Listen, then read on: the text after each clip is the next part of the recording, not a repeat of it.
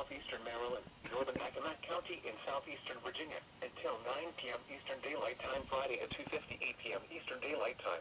Emergency management officials reported flooding along the Potomac River in Snow Hill. Major flooding is occurring in Snow Hill.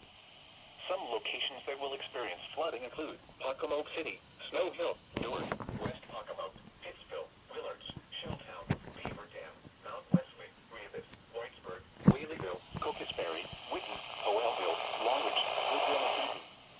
Flood waters are moving down the Pocomoke River from Willards to Snow Hill and eventually Pocomoke City. The Pocomoke River at Willards should crest later this afternoon or early evening, with the flood water gradually pushing down the river tonight into Saturday. Additional flooding is occurring along the Nassawango Creek. Turn around. Don't drown when encountering flooded roads. Most flood deaths occur in vehicles.